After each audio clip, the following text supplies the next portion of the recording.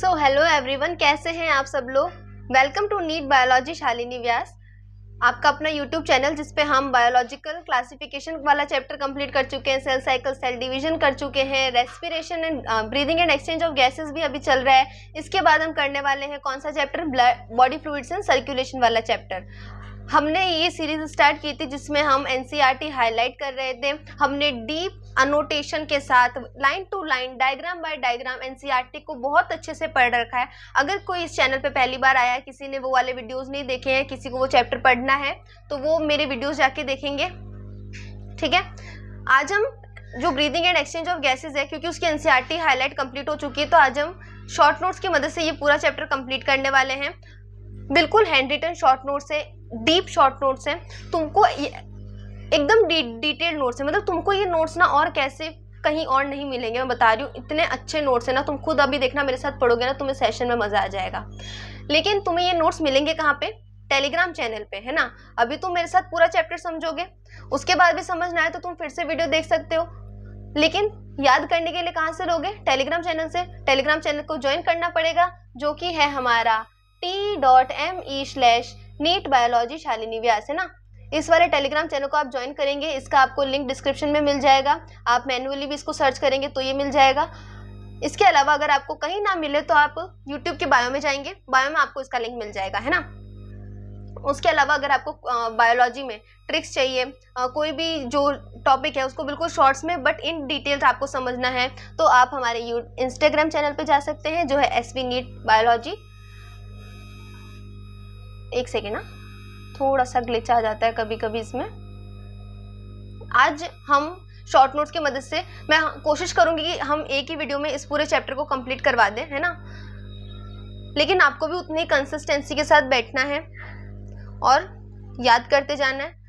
एक चीज रिक्वेस्ट है, प्लीज जब तुम शॉर्ट नोट्स या फिर एनसीईआरटी हाईलाइट वाली वीडियो देखो, तब वीडियो देखते वक्त या फिर वीडियो देखने के बाद प्लीज़ लाइक किया करो, कमेंट किया करो, मुझे बताया करो ये शॉर्ट नोट्स तुम्हें कैसे लग रहे हैं। मैंने एक शॉर्ट नोट्स अपने हाथ से लिखे हैं, तो थोड़ी सी मेहनत तुम भी कर सकते हो कि कमेंट कर दो, लाइक कर दो, है ना।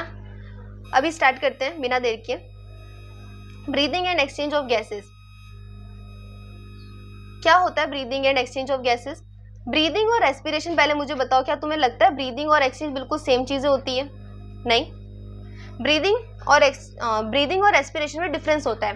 क्या डिफरेंस होता है? जब मैं कह रही हूँ कि मैं ब्रीथ कर रही हूँ, इसका मतलब मैं एक फिजिकल प्रोसेस परफॉर्म कर रही है मेरी बॉडी, जिसमें मैं सिर्फ गैस का एक्सचेंज कर रही हूँ, या फिर मैंने ऑक्सीजन इनहेल की और कार्बन डाइऑक्साइड को एक्सपायर किया, है ना। सिर्फ ये जो एनवायरमेंट के साथ गैसेस एक्सचेंज होता है, लंग्स की मदद से होता है, उसे हम ब्रीदिंग कह देते हैं। इतना समझ में आया?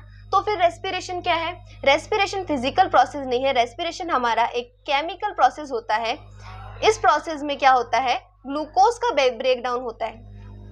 ग्लूकोज का ब्रेकडाउन होता है, एनर्जी रिलीज होती है। ये एनर्जी हमारी बॉडी कभी भी डायरेक्टली यूज नहीं कर सकती। इस एनर्जी का यूज होता है एटीपी प्रोडक्शन में, और फिर उस एटीपी को हम एनर्जी के फॉर्म में यूज करते हैं। ठीक है, तो ये होता है रेस्पिरेशन। आई होप तुम्हें ब्रीथिंग और रेस्पिरेशन का डिफरेंस समझ में आ गया होगा। हालांकि जब हमने एनसीईआरटी पढ़ी थी तब हमने देखा था, एनसीईआरटी में लिख रखा था breathing also known as respiration, लेकिन तुम्हें डिफरेंस पता होना चाहिए, है ना। दोनों प्रोसेसेस अलग अलग होते हैं। ब्रीदिंग एक फिजिकल प्रोसेस है, रेस्पिरेशन एक केमिकल प्रोसेस है। ब्रीदिंग में हम सिर्फ गैसेस एक्सचेंज कर रहे होते हैं, रेस्पिरेशन में ग्लूकोज का ब्रेकडाउन होता है, जो भी रेस्पिरेटरी सबस्ट्रेट होते हैं उनका ब्रेकडाउन होता है, और फिर एनर्जी बनती है। एनर्जी बनने के बाद एटीपी का फॉर्मेशन होता है। ठीक है, इतना समझ में आया? क्लियर है? आगे चलते हैं और देखते हैं रेस्पिरेशन में हो क्या रहा है। अब देखो, जो रेस्पिरेशन होता है वो दो टाइप का होता है। एक होता है हमारा एरोबिक रेस्पिरेशन, और एक होता है हमारा एनएरोबिक रेस्पिरेशन। जो एरोबिक रेस्पिरेशन होता है वो ऑक्सीजन की प्रेजेंस में हो रहा होता है, यानी कि जब ऑक्सीजन की प्रेजेंस में कोई इंसान जी रहा है तो वो हम कहेंगे कि वो एरोबिक रेस्पिरेशन कर रहा है। लेकिन अगर कोई रेस्पिरेशन कर पा रहा है लेकिन उसे ऑक्सीजन की जरूरत नहीं है, तो हम उसे एनएरोबिक रेस्पिरेशन कह देंगे। अब कुछ ऑर्गेनिज्म तो ऐसे होते हैं जो कहते हैं कि हम एनएरोबिक हैं, हम पक्के वाले 100% एनएरोबिक हैं, हमें चाहिए कि ऑक्सीजन होनी ही नहीं चाहिए, अगर ऑक्सीजन हुई तो मैं काम नहीं करूंगा। वो वाले जो होते हैं कि 100% ऑक्सीजन की एब्सेंस में जो रिस्पायर करेंगे, उन्हें हम कहते हैं कि भाई तुम लोग ऑब्लिगेट एनारोब्स हो, क्योंकि तुम 100% ऑक्सीजन की एब्सेंस मांग रहे हो रेस्पिरेशन करने के लिए। इस टाइप का जो एनारोबिक रेस्पिरेशन करने वाले लोग होते हैं, उन्हें हम, जो ऑर्गेनिज्म होते हैं, उन्हें हम ऑब्लिगेट एनारोब्स कहते हैं। इतना समझ में आया? अब मुझे बताओ, कुछ ऑर्गेनिज्म ऐसे नहीं हो सकते कि जो मिला चलेगा, ऑक्सीजन है तो भी कोई टेंशन नहीं, नहीं है तो भी कोई टेंशन नहीं, हमको जीना है इसलिए हम रेस्पिरेशन करेंगे, तो ऐसे वाले को हम कहते हैं फैकल्टेटिव एनारोब्स। ठीक है, समझ में आया? आगे चलते हैं, रेस्पिरेटरी ऑर्गन्स को समझते हैं। क्या होता है रेस्पिरेटरी ऑर्गन्स?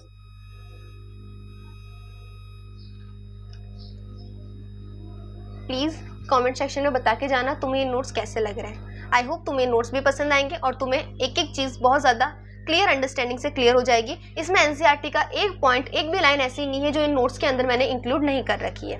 ठीक है, आगे चलते हैं, रेस्पिरेटरी ऑर्गन्स को देखते हैं क्या होता है। देखो अगर किसी ने एनिमल किंगडम नहीं पढ़ रखा है तो उसे थोड़ी सी दिक्कत हो सकती है, लेकिन फिर भी हम अच्छे से समझने की कोशिश करते हैं। जब हम पॉरीफेरा से जो कि एक इनवर्टिब्रेट्स होता है, उससे लेके वर्टिब्रेट्स तक यानी कि कॉर्डेट्स तक जा रहे होते हैं, तब क्या होता है, जो रेस्पिरेशन का तरीका होता है वो और भी ज़्यादा कॉम्प्लेक्स हो जाता है। इतना समझ में आया? जैसे कि अगर मैं पोरीफेरा की बात करूँ, जो सबसे सिंपलेस्ट ऑर्गेनिज्म हो जाते हैं एनिमल किंगडम में, तो पोरीफेरा, सिलेंट्रेट, टीनोफोरा, प्लेटीहेल्मिन्थिस और एस्केलमेंथिस जो होते हैं, वो रेस्पिरेशन के लिए क्या करते हैं, अपने जनरल बॉडी सरफेस का यूज़ करते हैं। इनके पास कोई स्पेसिफिक ऑर्गन नहीं होता है रेस्पायर करने के लिए, ये अपने जनरल बॉडी सरफेस से ही गैसियस एक्सचेंज करके रेस्पिरेशन कर लेते हैं। ओके, अब देखो पोरीफेरा बेसिकली स्पॉन्जेस वगैरह होते हैं, ये मराइन में होते हैं, है ना, कुछ फ्रेश वाटर में भी होते हैं, स्पॉन्जिला जैसे कि। सिलेंट्रेट्स होते हैं और टीनोफोरा की क्या स्पेशलिटी है, इनके पास बायोल्यूमिनेसेंस होता है, इनकी बॉडी चमक मारती है। प्लेटीहेल्मिन्थिस जैसे कि टेप वॉर्म वगैरह जो होते हैं, जो फ्लैट वॉर्म्स होते हैं, वो सारे प्लेटीहेल्मिन्थिस में आते हैं। एस्केलमेंथिस जो राउंड टाइप वॉर्म्स होते हैं, वो सारे हमारे किस में आ जाते हैं, एस्केलमेंथिस में आते हैं। डीपली हर एक किंगडम के बारे में हम एनिमल किंगडम में पढ़ेंगे, ठीक है, उसके लिए वो सेशन लगाना। अभी हम इतना देख रहे हैं कि पोरीफेरा से लेके एस्केलमेंथिस तक जितने भी ऑर्गेनिज्म आते हैं, वो किस तरह से रिस्पायर करते हैं, जनरल बॉडी सरफेस का यूज करके रेस्पिरेशन कर रहे होते हैं। ठीक है, उसके बाद आते हैं एनिलिड्स। एस्केलमेंथिस के बाद कौन आता है, एनिलिड्स। एनिलिड्स क्या होते हैं, ट्रू सेगमेंटल वॉर्म होते हैं, इनकी बॉडी में अच्छा खासा सेगमेंटेशन देखने को मिलता है हमें। अगर मैं एनिलिड्स की बात करूँ तो ये कैसे रिस्पायर करते हैं, देखो एनिलिड्स के दो एग्जांपल एनसीईआरटी ने इस चैप्टर में दे रखे हैं, अर्थवॉर्म और नेरिस। अर्थवॉर्म जो होता है हमारा, उसके पास मॉइस्ट क्यूटिकल होता है रेस्पिरेशन के लिए। जो हमारा नेरिस होता है, नेरिस तुम्हें पता है क्या होता है, पता नहीं उसे हिंदी में क्या कहते हैं, इंग्लिश में तुम्हें एनसीईआरटी में डायग्राम दिख जाएगा। नेरिस जो होता है ना, वो उसके पास पैराफोडिया होता है, ठीक है, डायग्राम से समझ लेंगे नेरिस क्या होता है वो एनिमल किंगडम वाले चैप्टर में। अभी इतना ध्यान रखो, जो एनिलिड्स होते हैं उसमें जो अर्थवॉर्म है, अर्थवॉर्म के पास क्या होता है, मॉइस्ट क्यूटिकल होता है रेस्पिरेशन के लिए। नेरिस के पास पैराफोडिया मिल जाएगा आपको। जो हमारे ऑर्थोपॉड्स होते हैं, इन ऑर्थोपॉड्स के पास एक तो ये लार्जेस्ट फाइलम है, ठीक है। ऑर्थोपॉड्स जैसे कि अगर मैं क्रुस्टेशियन की बात करूँ, क्रुस्टेशियन क्या होते हैं, वो ऑर्थोपॉड जो पानी में रहते हैं, तो एक्वेटिक ऑर्थोपॉड्स को हम क्रुस्टेशियन कहते हैं, जिनका एग्जाम्पल है प्रॉन, जिन्हें हिंदी में हम झींगा कहते हैं, इन्हें बहुत लोग खाते भी हैं।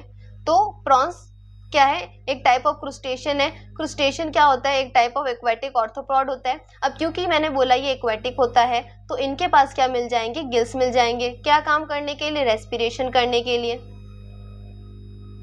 ओके, अब क्या होगा, मान लो मैं ऑर्थोपॉड में इंसेक्ट्स की बात करूं, तो इंसेक्ट जैसे कि कॉकरोच के पास क्या होता है, इंसेक्ट्स के पास क्या होता है, ट्रैकियल सिस्टम होते हैं। इनके क्या होते हैं, इनकी बॉडी है, उनके पास ऐसे लेटरल वे जो स्पिरिकल्स लगे होते हैं। ये स्पिरिकल्स क्या करते हैं, बाहर के एनवायरनमेंट से बॉडी के अंदर के एनवायरनमेंट में गैसेस एक्सचेंज करते हैं, और फिर क्या होता है, इनकी बॉडी में ब्लड वगैरह की कोई ज़रूरत नहीं होती।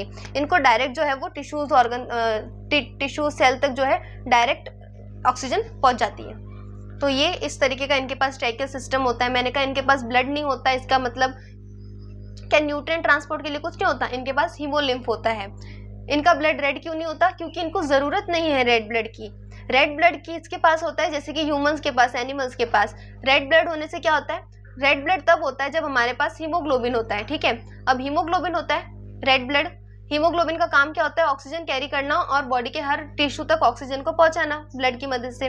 लेकिन क्योंकि इंसेक्ट को जरूरत नहीं है, इंसेक्ट के पास क्या ट्रैकियल सिस्टम है, डायरेक्ट ऑक्सीजन जो है वो हर बॉडी पार्ट तक पहुंच रही है, तो हीमोग्लोबिन को ऑक्सीजन कैरी करके पहुंचने की जरूरत नहीं है, तो हीमोग्लोबिन इनके पास नहीं होगा। अब क्योंकि इनके पास हीमोग्लोबिन नहीं है तो इनका ब्लड जो है वो रेड कलर का नहीं होगा। इतना समझ में आया?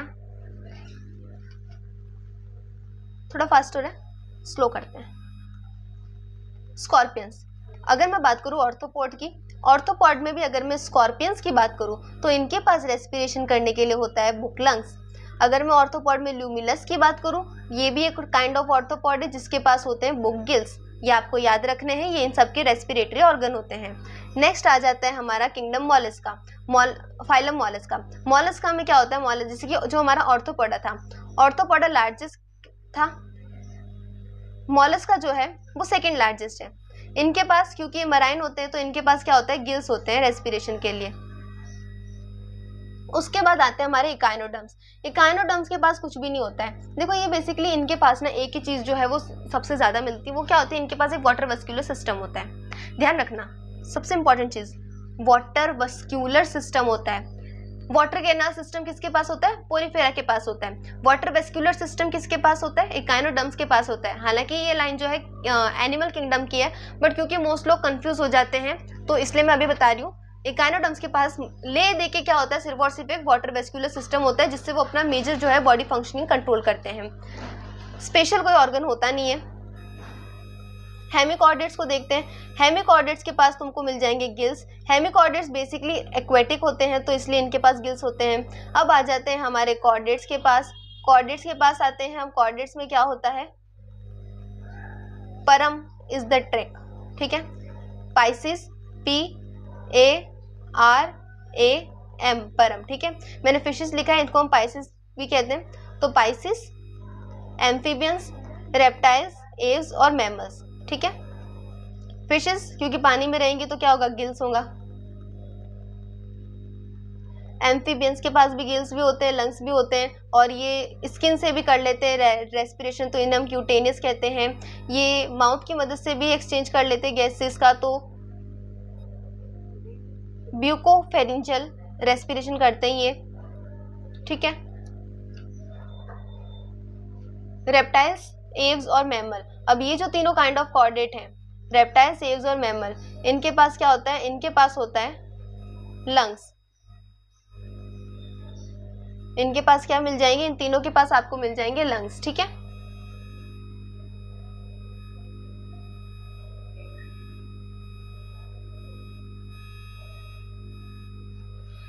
एक सेकेंड ना, ठीक है। आगे चलते हैं और देखते हैं। देखो ये बात मैंने तुम्हें अभी बताई थी, going to the higher level of the organisation complexity increase होगी। जब हम पॉलीफेरा में थे तो सिर्फ स्किन की मदद से हो जाता था, लेकिन जब हम मैमल्स तक पहुंचे तब हमको लंग्स की आवश्यकता पड़ने लग गई। तो ऐसे ऐसे रेस्पिरेटरी ऑर्गन में भी जो है कॉम्प्लेक्सिटी बढ़ने लग गई, ठीक है। अब देखो ह्यूमन रेस्पिरेटरी सिस्टम पढ़ते हैं हम।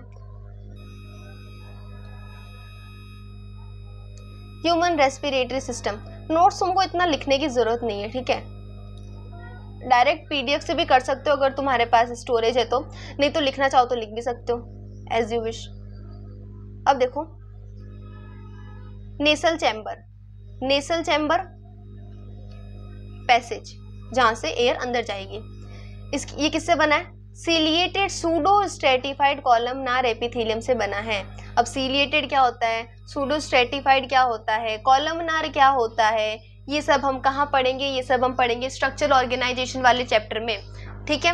अभी इतना ध्यान रखो, एक ऐसे टाइप का टिश्यू जो ऐसे टाइप के सेल से बना है, जो सिंगल लेयर होगा, जो कॉलम जैसा लंबा होगा, जिसका जो न्यूक्लियस है नीचे होगा, और जो सीलिएटेड होगा जिसके ऊपर सीलिया जैसा स्ट्रक्चर दिखेगा, ठीक है। और ये सूडो स्ट्रेटिफाइड होता है, अभी क्या होता है हम उस चैप्टर में पढ़ेंगे, है ना।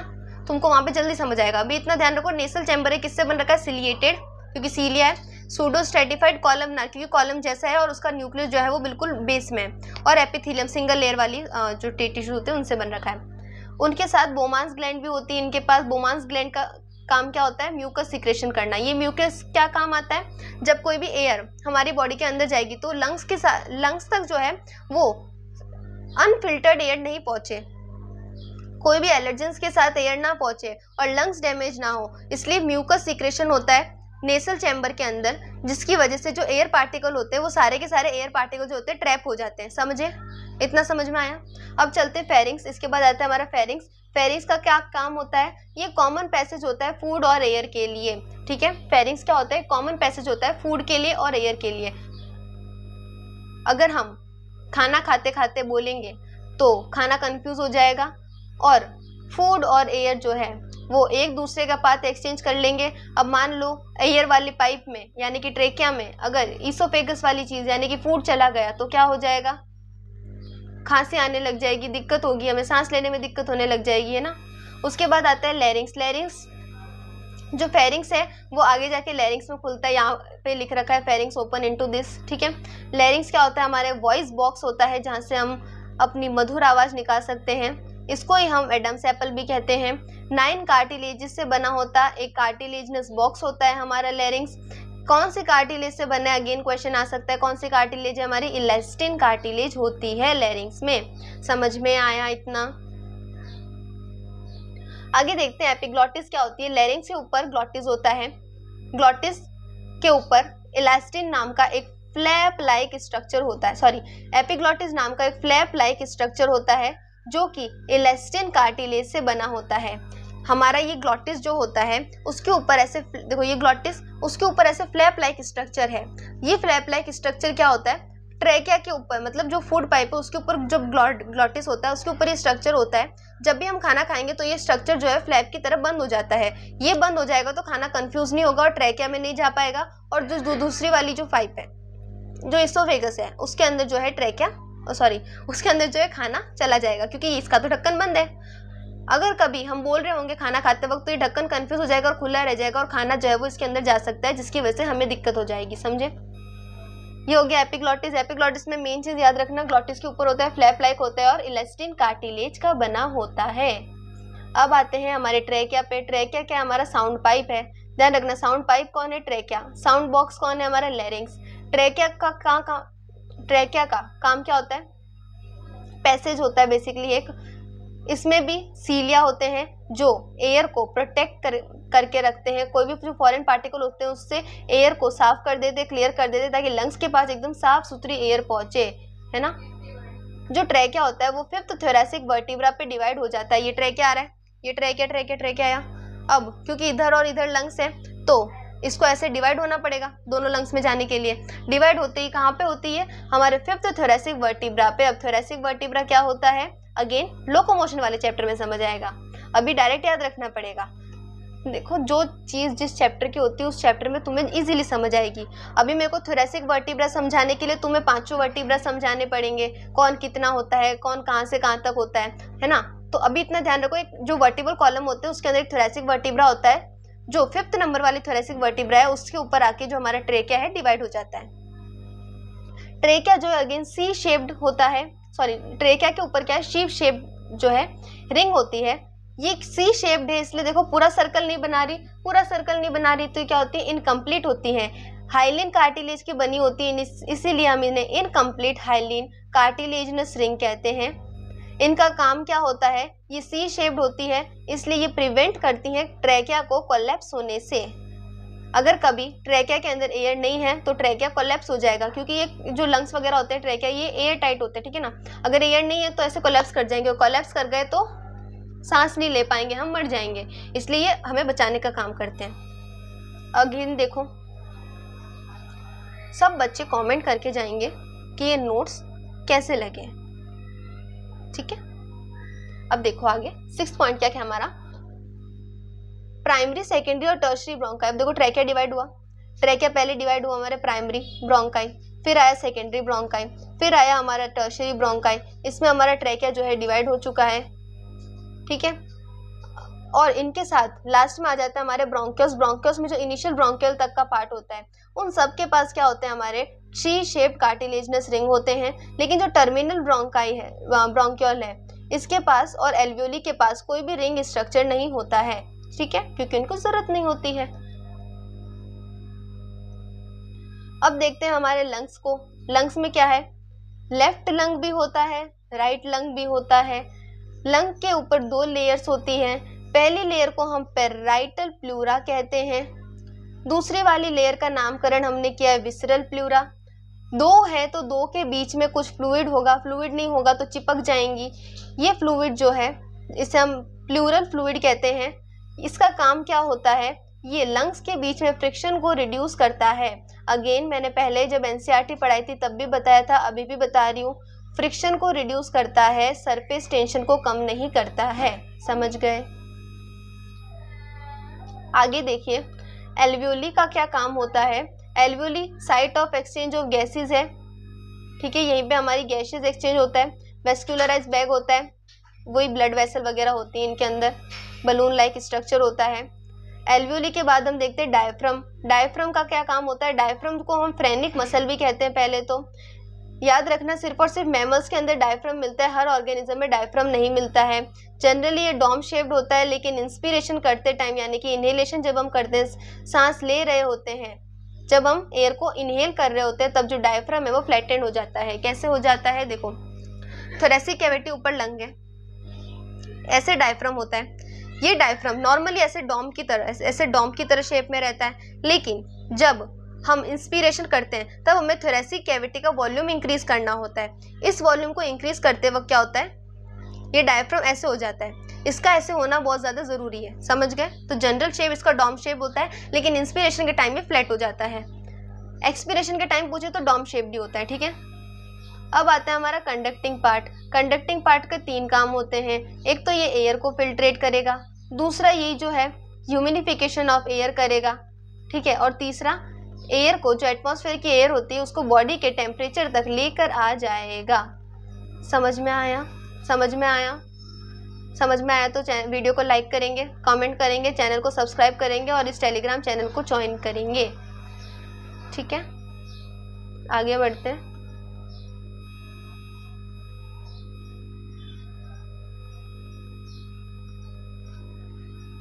इस डायग्राम को देखते हैं ध्यान से। एनसीईआरटी में भी दे रखा है, मैंने यहाँ फिर से बना दिया है। हैंड रिटन, हाथ से ड्रॉ किया हुआ है वो, तो आपको इजीली समझ में आएगा, है ना। अब देखो क्या सीन है।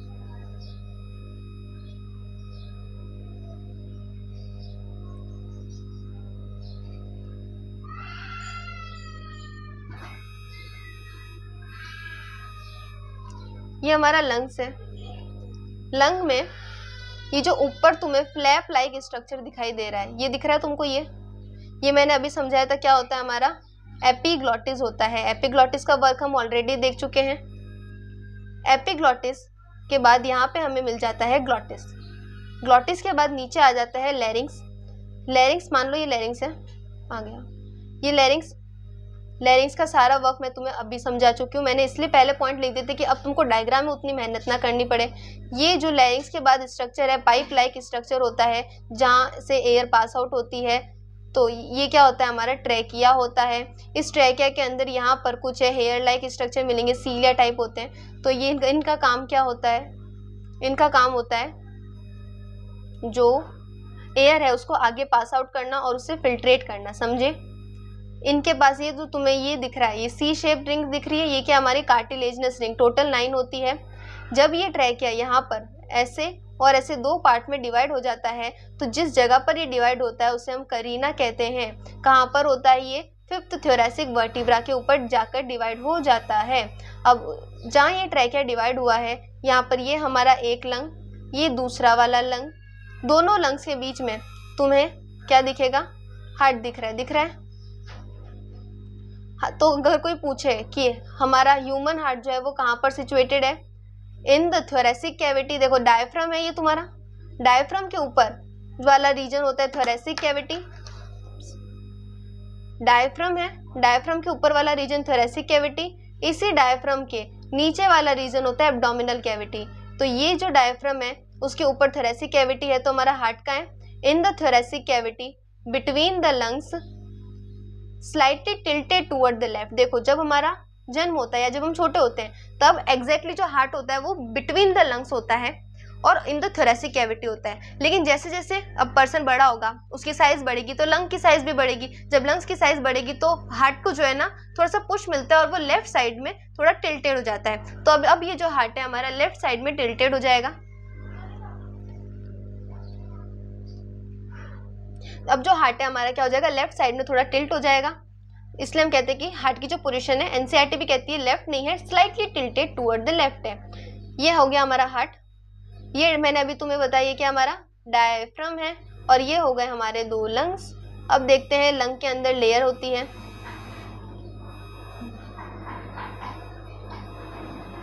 ये देखो, ये जो मैंने ऑरेंज से बना रखी है ये क्या है हमारी, ये जो ऑरेंज से बना रखी है, एक सेकेंड ना,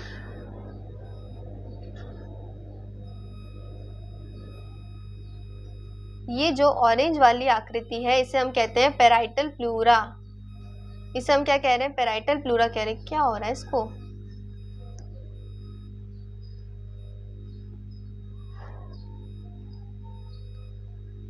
ये होती है पैराइटल प्लूरा। इस ये बाहर वाली आउटर लेयर है। जो अंदर व्हाइट कलर की लेयर है इसे हम कहते हैं विसरल प्लूरा। और जो बीच में मैंने फ्लूइड टाइप स्ट्रक्चर बना रखा है इसे हम प्लूरल फ्लूइड कहते हैं। इन तीनों के फंक्शन, इन तीनों के बारे में हम अभी ऑलरेडी पढ़ चुके हैं। अब देखो यहाँ पे जो हमारा ट्रैकिया डिवाइड हुआ, अरे ये जो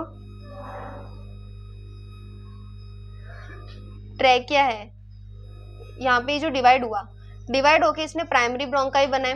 प्राइमरी ब्रोंकाई के बाद इन्होंने सेकेंडरी ब्रोंकाई बनाए। सेकेंडरी ब्रोंकाई के बाद टर्शरी ब्रोंकाई बने। अब ये जो टर्शरी ब्रोंकाई यहाँ पे थे इनके बाद टर्मिनल ब्रोंक्यूल्स आया और जो उसके बाद लास्ट में क्या आ गया हमारे एल्वियोली, जो bag like balloon type structure क्या है, एल्वियोली है। अगेन इन सब के जो फंक्शन है, स्ट्रक्चर है, वो सब हम पहले ही पढ़ चुके हैं। अब देखते हैं हमारे लंग्स को। लंग्स मैंने पहले ही कहा था एक एयर टाइट चैम्बर होता है। क्या होता है लंग्स, एक एयर टाइट चैम्बर होता है। इसका मतलब अगर मैं लंग्स को पंचर कर दूं तो हमारी ब्रीथिंग रुक जाएगी, हम मर सकते हैं। समझ गए, सीधी बात, ब्रीदिंग रुक जाएगी अगर लंग्स पंचर हो गए तो। क्यों, क्योंकि एक एयर टाइट चैम्बर होता है, थोरेसिक चैम्बर होता है।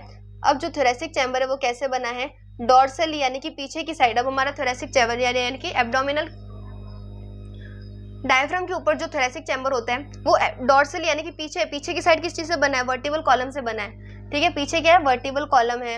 वेंट्रली आगे कौन सी बोन आती है, स्टर्नम आती है। लेटरली यानी कि साइड से किससे बना है, साइड्स में रिब्स है हमारी। और ऑन द लोअर साइड नीचे क्या है, डायफ्राम है। डायफ्राम के बाद थोरेसिक चैम्बर खत्म हो जाता है। इतना समझ में आया। अब एक बात ध्यान से सुनो आगे जाने से पहले, जो हम लंग्स को कह रहे हैं कि लंग्स जो है पल्मोनरी कैविटी है। ठीक है, लंग्स के अंदर जो भी एरिया है उसे हम पल्मोनरी कैविटी कहते हैं। अब लंग्स कहाँ सिचुएटेड है, थोरेसिक कैविटी में। थोरेसिक कैविटी के अंदर पल्मोनरी कैविटी सिचुएटेड है। हमारे हाथ में पल्मोनरी कैविटी की वॉल्यूम या प्रेशर को चेंज करना नहीं होता है, लेकिन हम थोरेसिक चैम्बर की वॉल्यूम या प्रेशर को चेंज कर सकते हैं। अब बताओ, अगर ये थोरेसिक चैम्बर है, ये उसके अंदर पल्मोनरी वाला चैम्बर है, ठीक है, तो अगर मैं इसकी वॉल्यूम बढ़ा दूं तो इसकी भी वॉल्यूम बढ़ जाएगी, इसकी वॉल्यूम कम करूं तो इसकी भी वॉल्यूम कम हो जाएगी। इसका मतलब any change in the thoracic chamber या thoracic cavity will be reflected in the pulmonary cavity, but at the same time we don't have capability to alter the pulmonary cavity volume और pressure. समझ गए, हम pulmonary cavity का pressure वगैरह जो है या फिर वॉल्यूम जो है वो खुद चेंज नहीं कर सकते, लेकिन थोरेसिक कैविटी का चेंज करना हमारे हाथ में है। जब हम थोरेसिक कैविटी का चेंज करेंगे प्रेशर या वॉल्यूम तो क्या हो जाएगा, पल्मोनरी कैविटी में वो चेंज अपने आप ही रिफ्लेक्ट होने लग जाएगा। इतना समझ में आया।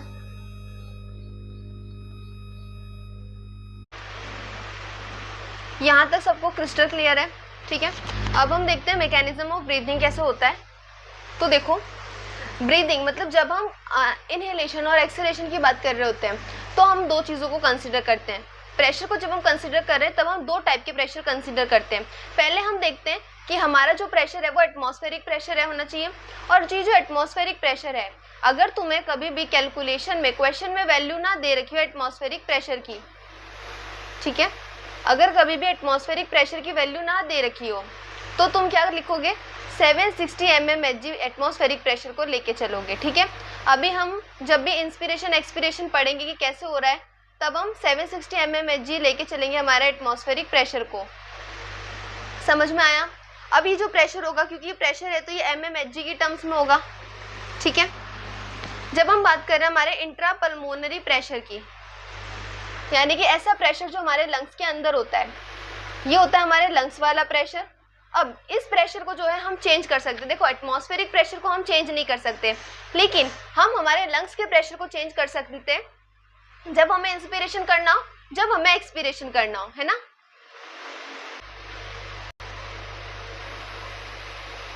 तो इस लंग्स के प्रेशर को चेंज करने के लिए हमारे पास दो चीजें, पहले तो हमारे पास है एक तो डायफ्राम और दूसरे हमारे पास इंटरकॉस्टल मसल, ठीक है। डायफ्राम हमें पता है जनरली डॉम शेप का होता है, इंस्पिरेशन करते वक्त कैसा हो जाता है, फ्लैटन हो जाता है। In case of expiration again ये डॉम शेप का हो जाता है। इतना समझ में आया? अब जब हम बात करें इंटरकॉस्टल मसल की, इंटरकॉस्टल मसल को मैं हर जगह ICM लिखूंगी, ताकि जब आप इसके डिफरेंस को दो पार्ट्स को याद करें तो आपको पता रहे कि भाई इंटरनल इंटरकॉस्टल मसल अलग चीज होती है और एक्सटर्नल इंटरकॉस्टल मसल अलग चीज होती है। एक्सटर्नल इंटरकॉस्टल मसल और इंटरकॉस्टल मसल जो है वो इंटरकॉस्टल मसल के दो टाइप हैं। समझ में आया? ठीक है। अब डायफ्राम और हमारे intercostal muscle, whether it is internal intercostal muscle whether it is external intercostal muscle, इनके अंदर जब चेंजेस होता है, इनकी मदद से हम जो है थोरेसिक कैविटी के वॉल्यूम को चेंज कर सकते हैं। वॉल्यूम के चेंज होने पे प्रेशर इन्वर्सली रिलेटेड होता है वॉल्यूम से, इसलिए अपने आप चेंज हो जाता है। जब थोरेसिक कैविटी का वॉल्यूम चेंज होता है तो वही चेंज हमें पल्मोनरी कैविटी यानी कि लंग्स के अंदर दिखाई देता है, और लंग्स में चेंज होने पर ही हम इंस्पिरेशन या एक्सपीरेशन कर पाते हैं। समझ में आया? अब ये कैसे चेंजेस होते हैं वो हम एक एक करके पढ़ेंगे।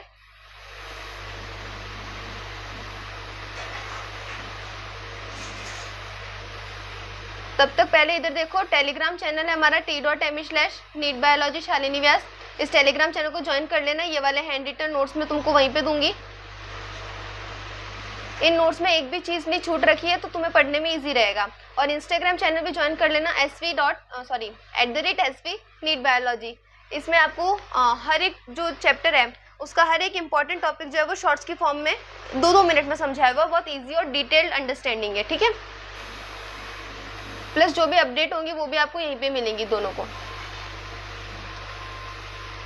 अब देखते हैं कैसे चेंजेस होता है, कैसे हम सांस अंदर ले पा रहे हैं, कैसे हम सांस छोड़ पा रहे हैं। इंस्पिरेशन और एक्सपिरेशन को देखेंगे तो सबसे पहले तो तुम दो लॉ समझो, ठीक है। दो लॉ क्या होते हैं? पहला लॉ कहता है कि जो एयर है वो हमेशा high pressure to low pressure जाएगी। जब हमने पहले जब NCERT पढ़ी थी तब भी मैंने तुम्हें बताया कि जो हाई प्रेशर से लो प्रेशर हमेशा एयर जाएगी, उसका फ्लो इस टाइप से होगा, ठीक है। जहाँ पे ज़्यादा प्रेशर है वहाँ की एयर जो है वो कम प्रेशर वाले एरिया में जाना प्रेफर करती है नेचुरली, ठीक है। दूसरा लॉ कहता है कि जो हमारा प्रेशर होता है वो वॉल्यूम के इन्वर्सली रिलेशन में होता है। अब ये लॉ हमारी बायोलॉजी ने नहीं बनाया है, ये लॉ हम बॉयल्स लॉ पढ़ते हैं जब हम जब हम फिजिक्स और केमिस्ट्री में KTG वगैरह पढ़ते हैं, थर्मोडायनेमिक्स पढ़ते हैं, तब हम पढ़ते हैं बॉयल्स लॉ को, है ना। तो बॉयल्स लॉ क्या कहता है कि एट द कांस्टेंट टेम्परेचर, अगर तुम टेम्परेचर को चेंज नहीं कर रहे हो तो उस केस में जो हमारा प्रेशर होगा वो वॉल्यूम के इन्वर्स रिलेशन में होता है। यही लॉ हम यूज करते हैं कब? जब हम इंस्पिरेशन और एक्सपिरेशन की बात कर रहे होते हैं, ठीक है। अब हम एक एक करके देखते हैं होता क्या है। सबसे पहले देखते हैं हमारी बॉडी इंस्पिरेशन कैसे परफॉर्म कर रही है, ठीक है। तो इधर आ जाओ, नोट्स की तारीफ कर देना कमेंट सेक्शन में, ठीक है। इंस्पिरेशन कैसे होता है? अब पेन वेन छोड़ो, पहले मेरी बात सुनो, उसके बाद अपन नोट देखेंगे। इंस्पिरेशन क्या होता है? मैंने कहा जो एयर है उसको high pressure to low pressure जाना है, और इंस्पिरेशन में हम क्या करते हैं, एयर को हमारी बॉडी के अंदर लाना होता है, ठीक है। तो अगर मुझे चाहिए कि एटमॉस्फेयर से एयर मेरी बॉडी के अंदर आए तो उसके लिए मुझे हाई प्रेशर एटमॉस्फेयर में चाहिएगा और लो प्रेशर मेरे लंग्स की कैविटी में चाहिएगा। तब जो है air high pressure to low pressure चलना प्रेफर करेगी और बाहर से अंदर की साइड आएगी, ओके। अब मैंने पहले बता दिया था कि जो हमारा एटमॉस्फेरिक प्रेशर होता है वो 760 mmHg होगा। चाहे मैं इंस्पिरेशन की बात करूँ, चाहे मैं एक्सपिरेशन की बात करूँ, चाहे मैं फोर्स एक्सपिरेशन की बात करूँ, जो हम तीनों केस एक एक करके पढ़ेंगे। तो एटमॉस्फेरिक प्रेशर तो फिक्स है। पूरी दुनिया के एटमॉस्फेरिक प्रेशर को तुम चेंज कर सकते हो? नहीं, तो उसको हम सेम लेके चलेंगे। लेकिन मेरी बॉडी के अंदर का प्रेशर जो उसको चेंज कर सकती हूँ, उसको कैसे चेंज करेंगे? देखो मेरी बात सुनो।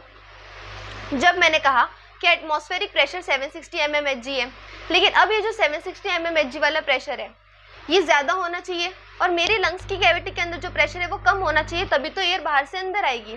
तो मैंने जो है प्रेशर 2 के पॉइंट से कम कर दिया, यानी कि 758 mmHg का प्रेशर मैंने मेरी लंग्स की कैविटी में, IPP यानी इंट्रापल्मोनरी कैविटी में जो हमारा इंट्रापल्मोनरी प्रेशर होता है वो मैंने 758 mmHg कर दिया। अब क्योंकि यहाँ पे प्रेशर ज्यादा था बाहर एटमॉस्फेयर में, यहाँ पे प्रेशर कम था, तो एयर की टेंडेंसी मैंने बताया था क्या होती है, हमेशा high pressure to low pressure चलना। तो एयर का फ्लो कैसे हो जाएगा, हमेशा high pressure to low pressure. कैसे हो जाएगा, high pressure to low pressure. ये दिख रहा है तुम्हें फ्लो लिखा हुआ, समझ में आया। अब मैंने कहा कि मुझे मेरी बॉडी में प्रेशर कम करना है, तो जो सेकेंड लॉ था उसके अकॉर्डिंग तुम देखो प्रेशर कम करना है। प्रेशर कम करना है इसका मतलब मुझे क्या करना है, प्रेशर कम करना है इसका मतलब मुझे वॉल्यूम को बढ़ाना है। बॉयल्स लॉ क्या कहता है, कांस्टेंट टेम्परेचर के ऊपर प्रेशर कम होगा, वॉल्यूम बढ़ जाएगा। अब मुझे इस वॉल्यूम को बढ़ाना है। वॉल्यूम को बढ़ाने के लिए मुझे मेरे लंग्स की यानी कि थोरेसिक कैविटी के अंदर जगह ज़्यादा चाहिए। जगह ज़्यादा कैसे होगी, देखो हमारी बॉडी मैंने कहा था ये डॉम शेप डायफ्राम है। अब क्योंकि ये डॉम शेप्ड है और मुझे ऊपर जगह ज़्यादा चाहिए, तो मैं इसको कहूँगी तो ऐसे फ्लैट हो जाना, मेरे को यहाँ पे जगह मिल जाएगी थोड़ी, ठीक है। तो पहले केस में क्या हुआ, डायफ्राम जो है वो फ्लैटन हो गया इंस्पिरेशन में। डायफ्राम के फ्लैट होने को हम डायफ्राम का कॉन्ट्रैक्ट करना कहते हैं, ठीक है। क्योंकि मैंने बताया था जनरल जो कंडीशन होती है उसमें डायफ्राम ऐसे होता है।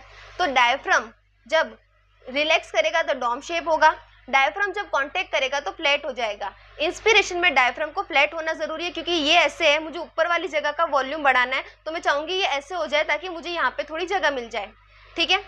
अब मुझे और भी जगह बढ़ानी है, अब मैं क्या करूंगी, अब मैं देखूंगी कि भाई जो लंग्स है बीच में, वो लंग्स जो है इस साइड से, साइड में से, मैंने बताया था लेटरली साइड में से जो है लंग्स जो कैसे हैं, रिब्स से कवर्ड है। अब मैं चाहूंगी कि मेरी एक्सटर्नल इंटरकॉस्टल मसल जो कि रिब्स के बीच में हमें मिलती है, ठीक है, वो भी कॉन्ट्रैक्ट करें। जब रिब्स नॉर्मल कंडीशन में होती है तो वो ऐसे होती है, जब रिब्स कॉन्ट्रैक्ट करेगी तो वो ऐसे हो जाएंगी, समझ रहे हो। तब एक्सटर्नल इंटरकॉस्टल मसल जब कॉन्ट्रैक्ट करेंगी तो वो रिब्स को ऊपर की साइड रेस कर देंगी। अब ये मेरी थोरेसिक कैविटी, ये डायफ्राम था, डायफ्राम ऐसे हो गया, यहाँ पे मेरी रिब्स थी ऐसे, ठीक है। तो अब रिब्स भी अगर कॉन्ट्रैक्ट करेगी, एक्सटर्नल इंटरकॉस्टल मसल अगर कॉन्ट्रैक्ट करेगी तो रिब्स भी ऊपर रेस हो जाएगी। तो पहले ये कंडीशन थी, डायफ्राम फ्लैट हुआ, रिब्स मेरी दोनों साइड से बढ़ गई, तो जो बीच की कैविटी है, जो मेरी थोरेसिक कैविटी जहाँ पे लंग सिचुएटेड है, उस पूरे एरिया का जो मेरा वॉल्यूम है वो क्या हो जाएगा, इंक्रीज हो जाएगा। उस पूरे एरिया का वॉल्यूम इंक्रीज हो गया। अब मैंने कहा था अगर वॉल्यूम बढ़ेगा तो मेरा प्रेशर जो है वो कम हो जाएगा। लंग्स के अंदर मैंने वॉल्यूम बढ़ाया, लंग्स के अंदर प्रेशर जो है कम हो गया। अब बाहर प्रेशर ज्यादा, अंदर प्रेशर कम, तो क्या होगा, एयर कहेगी मैं तो चली लंग्स में, मुझे कम प्रेशर की तरफ जाना पसंद है, इसलिए मैं कहाँ जाऊंगी, लंग्स की तरफ जाऊंगी। तो जो हमारी एयर होती है वो लंग्स में चली जाती है। अब क्योंकि हमारी बॉडी जो थी ना वो जनरली पहले रिलैक्स मार रही थी, एकदम मस्त रिलैक्स मार रही थी बॉडी। ये हमारा डायफ्राम था, डायफ्राम आराम से रिलैक्स में ऐसे बैठा था, मैंने इसे धक्का दे दे के ऐसे कर दिया। रिब्स आराम से रिलैक्स बैठी थी, मैंने ऐसे रेज्ड अप कर दिया रिब्स को, मतलब वो अपनी रिलैक्स कंडीशन से जाके कॉन्ट्रैक्शन वाली कंडीशन में गई। अब अगर मैं रिलैक्स बैठी हूँ और मुझसे तुमको काम करवाना है तो तुम्हें मुझे पैसे देने पड़ेंगे, फ्री में मैं क्यों काम करूँगी, है ना। तो जब तुम्हें मुझे पैसे देने पड़ेंगे तो वो जो प्रोसेस है वो क्या हो गया, एक्टिव प्रोसेस। हमारी बॉडी भी रिलैक्स कर रही थी, अब मैंने उससे कॉन्ट्रैक्शन का काम करवाया, कॉन्ट्रैक्शन करवाते मेरी बॉडी पैसे मांग रही है, मेरी बॉडी एनर्जी मांग रही है, तो उस प्रोसेस को हम क्या कह देंगे, एक्टिव प्रोसेस। इसलिए जो इंस्पिरेशन होता है वो क्या होता है, वो होता है एक्टिव प्रोसेस। समझ में आया सबको, मैं बता रही हूँ तुम्हें इतना अच्छे से, इस तरह से ना कोई नहीं समझाएगा, तो कमेंट सेक्शन में ना बता के जाना कि तुम्हें समझ में आया है या नहीं आया है, ठीक है, इतना क्लियर है। अब चलते हैं हमारे एक्सपीरेशन की तरफ। अगर तुम्हें इंस्पिरेशन समझ आया तो तुम्हें एक्सपीरेशन और पोस्ट एक्सपीरेशन ना मेरे साथ, ठीक है, एक्सपीरेशन और पोस्ट एक्सपीरेशन जो है मेरे साथ साथ बोलने से तुम लोग कर लोगे, तुम्हें इतनी चिंता करने की कोई जरूरत नहीं है। अब तुम्हें देखना है कि एक्सपीरेशन में क्या होता है ना। एक्सपीरेशन में मेरे साथ साथ बोलेंगे सब लोग। जो एटमॉस्फेरिक प्रेशर है 760 mmHg रहेगा अगेन। अब हमें क्या करना है, एयर को अंदर से बाहर भेजना है। अंदर से बाहर भेजना है तो क्या चाहिए हमें, high pressure to low pressure, यानी कि अंदर हाई प्रेशर चाहिए, बाहर लो प्रेशर चाहिए। बाहर का प्रेशर फिक्स है, कितना है हमारा 760 mmHg, तो हमें अंदर का प्रेशर बाहर के प्रेशर के कंपैरिजन में हाई करना पड़ेगा। इसको हाई करने के लिए क्या करेंगे, उधर 2 कम किए थे लो करने के लिए, इधर 2 बढ़ा देंगे हाई करने के लिए। तो अब अंदर का जो इंट्रापल्मोनरी प्रेशर है हाई हो गया, जो एटमॉस्फेरिक प्रेशर है वो लो हो गया, तो air again high pressure to low pressure fall करेगी, ये इधर ऐसे फ्लो करेगी, तब क्या हो जाएगा हमारा फ्लो अंदर से बाहर की साइड हो जाएगा। अब इसके लिए क्या किया हमने, एक्सपिरेशन कर रहे हैं मतलब कभी पहले इंस्पिरेशन किया होगा, तो इंस्पिरेशन में कैसे किया होगा हमने, ये हमारा डायफ्राम था, इंस्पिरेशन में हमने इसको कहा था जगह करो फ्लैट हो जाओ। एक्सपिरेशन करना हमें फिर से एयर को बाहर भेजना है, यानी कि जो थोरेसिक कैविटी है इसका प्रेशर मैंने बढ़ाया था, तभी एयर बाहर जाएगी high pressure to low pressure. अब इसका प्रेशर कम करना है, इसका प्रेशर कम करने के लिए क्या करेंगे हम, इसका वॉल्यूम बढ़ा देंगे, सॉरी यहां से मुझे बाहर भेजनी है एयर, तो इसका प्रेशर मुझे ज्यादा करना है, इसका प्रेशर ज्यादा करना है तो हम क्या करेंगे, इसकी वॉल्यूम को कम कर देंगे। वॉल्यूम कम कैसे करेंगे, अंदर की जगह कम कर देंगे। जगह कम कैसे करेंगे, ये मेरा डायफ्राम था, इसको कहेंगे फिर से डॉम शेप ले लो अपना, तो डायफ्राम फिर से रिलैक्स करेगा क्योंकि जनरली डॉम शेप में होता है वो, तो एक्सपिरेशन में फिर से रिलैक्स कर गया, यानी कि डायफ्राम किस में आ गया, हमारे डॉम शेप में। जो एक्सटर्नल इंटरकोस्टल मसल थी जिसको हमने पहले इंस्पिरेशन के टाइम कहा था रेज अप हो जाओ क्योंकि मुझे जगह चाहिए, मुझे वॉल्यूम चाहिए, अब मैं उसे कहूंगी कि मेरे को वॉल्यूम नहीं चाहिए, तो वापस वो अपनी नॉर्मल जगह पे आ जाएंगी। जो वापस अपने नॉर्मल जगह पे रिटर्न करेंगे डायफ्राम और एक्सटर्नल इंटरकोस्टल मसल या रिब्स, तो उस केस में वो क्या कर रहे हैं, रिलैक्स कर रहे हैं। अब जब रिलैक्सेशन हो जाएगा तो अंदर की वॉल्यूम कम हो जाएगी, अंदर की वॉल्यूम कम हो जाएगी तो प्रेशर बढ़ जाएगा, प्रेशर बढ़ जाएगा तो air high pressure to low pressure flow करने लगेगी। इसका मतलब जो हमारी एयर है वो बाहर जाने लगेगी। अब बताओ मुझे, अगर मैं बहुत सारा काम कर रही हूँ, करते करते थक गई हूँ, मेरे ऊपर बहुत प्रेशर था, अब मैं थक गई हूँ, अब मैं चाहती हूँ कि मेरा काम खत्म हो जाए, और तुम मुझे आके बोलो कि ठीक है अब तुम्हें काम नहीं करना, अब तुम रिलैक्स करो, तो रिलैक्स करने के लिए क्या मैं पैसे लूंगी, मैं काम करने के लिए पैसे लूंगी, मैं रिलैक्स करने के लिए पैसे थोड़ी ना लूंगी। तो जब मैं पैसे नहीं ले रही हूँ तो मेरा जो प्रोसेस हो गया वो क्या हो गया, पैसिव प्रोसेस हो गया। इसका मतलब हमारी बॉडी भी जब रिलैक्स करेगी तो क्या करेगी, पैसिव प्रोसेस करेगी, इसके लिए इसे कोई एनर्जी की जरूरत नहीं है क्योंकि वो आराम करने वाली है ऑलरेडी। लेकिन पहले वाले केस में क्या था, बॉडी को काम करना था, काम करना था तो कॉन्ट्रैक्शन था, तो उस टाइम में उस टाइम में क्या हो रहा था, हमें एक्टिव प्रोसेस लग रहा था क्योंकि एनर्जी लग रही थी।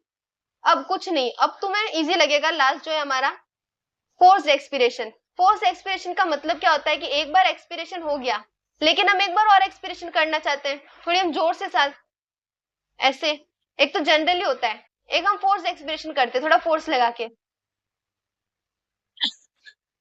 सॉरी, वो वाला जो एक्सपिरेशन होता है उसमें क्या होता है, अगेन एटमॉस्फेरिक प्रेशर कितना है हमारा, अरे अरे एक मिनट, हाँ, एटमॉस्फेरिक प्रेशर हमारा फिक्स है, कितना होता है 760 mmHg का। इस 760 mmHg के एटमॉस्फेरिक प्रेशर में मैं चाहती हूँ जो मेरी एयर है वो हमारे लंग से बाहर के एटमॉस्फेयर में जाए। लंग से बाहर के एटमॉस्फेयर में जाने के लिए मुझे क्या चाहिएगा, लंग के अंदर प्रेशर हाई चाहिएगा, बाहर प्रेशर कम चाहिएगा। फोर्स एक्सपिरेशन है यानी कि नॉर्मल एक्सपिरेशन के कंपैरिजन में ज्यादा प्रेशर चाहिए लंग्स में, तो इस बार हमने 2 बढ़ाने की जगह 4 बढ़ा दिए। उधर जहाँ 762 किया था यहाँ पे 764 कर दिया इंट्रा पल्मोनरी प्रेशर, तो अगेन एयर जो है यहाँ से यहाँ फ्लो करेगी। ठीक है, अब इसमें भी जो है हमारे डायफ्राम रिलैक्स कर लेंगे और हमारे जो एक्सटर्नल इंटरकोस्टल मसल है वो भी रिलैक्स करेंगे क्योंकि हमें अगेन वॉल्यूम जो है वो कम चाहिए, प्रेशर ज्यादा चाहिए। लेकिन अब फोर्स एक्सपिरेशन है, अगर मैं इसमें कुछ अलग ना करूं तो ये तो एक्सपिरेशन ही कहलाएगा, है ना।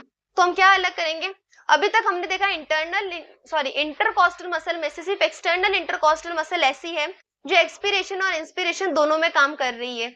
लेकिन जो मैंने बताया था इंटरनल इंटरकोस्टल मसल भी होती है, ये जो इंटरनल इंटरकोस्टल मसल है इसको भी तो काम करना है, ये क्या बैठी रहेगी, नहीं, ये काम करेगी जब हमारी बॉडी जो है फोर्स्ड एक्सपिरेशन करने वाली है।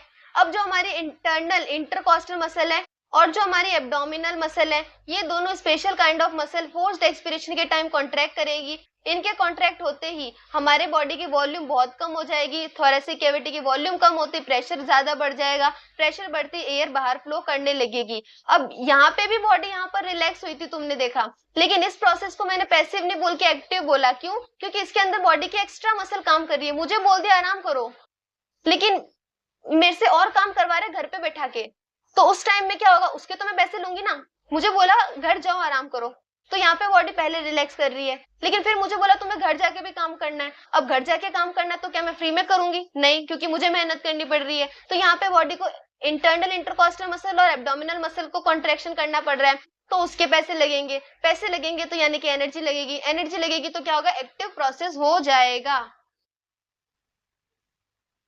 ठीक है, समझ में आया ये सबको?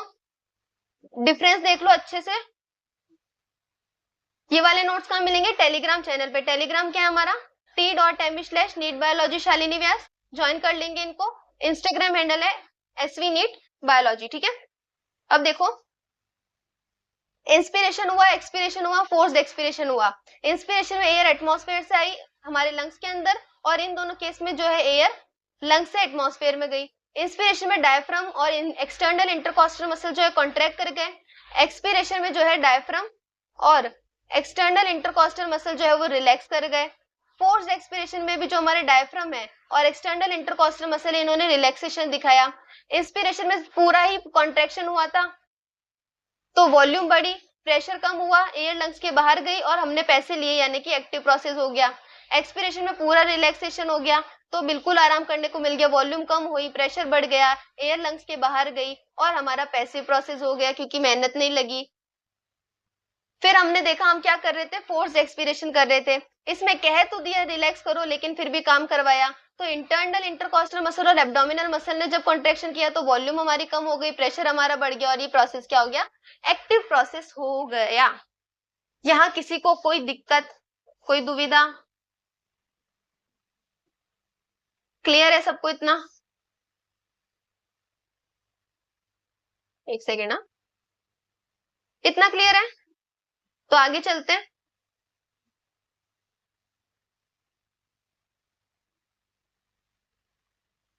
एवरेज ह्यूमन ब्रीथ कितनी होती है? एवरेज ह्यूमन ब्रीथ एनसीईआरटी के अकॉर्डिंग होती है 12 to 16 टाइम्स पर मिनट। ठीक है, डेटा याद रखना है। किससे मेजर करते हैं? स्पायरोमीटर से मेजर करते हैं। ध्यान रखना है, स्पायरोमीटर से हम कभी भी रेसिडुअल वॉल्यूम को मेजर नहीं कर सकते। अब आप पूछोगे ये रेसिडुअल वॉल्यूम क्या नया टर्म आया है? तो देखो यहाँ पे तुम्हें समझ में आया, इसलिए नोट्स की में वैसे ही लैंग्वेज लिख रखी है, या तुमको एग्जाम में जाके कोई थ्योरी नहीं छापनी है ना। नीट के एग्जाम में तुम्हें थ्योरी नहीं छापनी है, तो जब थ्योरी नहीं छापनी है तो तुम्हारी अंडरस्टैंडिंग इतनी होनी चाहिए कि तुम्हें पता चले, इसलिए मैंने कुछ कुछ चीजें हिंदी में लिख रखी है। ट्रस्ट में तुम्हें ऐसे नोट ना कहीं नहीं मिलेंगे, कहीं भी नहीं मिलेंगे, मैं बता रही हूँ तुम्हें, और फ्री में। एटलीस्ट थोड़ा सा अप्रिशिएट कर देना, कमेंट सेक्शन में बोल देना कि दी अच्छे नोट्स हैं। शुरू करते हैं। बहुत देर हो गई, अगर किसी को पानी वानी पीना हो, किसी को ब्रेक लेना हो तो एक काम करते हैं, सुनो। भले ये रिकॉर्डिंग है, वैसे तो तुम पॉज करके भी जा सकते हो, पर अगर कोई बच्चा साथ साथ में पढ़ ही रहा है तो 2 मिनट का मैं ब्रेक देती हूँ, सिर्फ 2 मिनट। हाँ,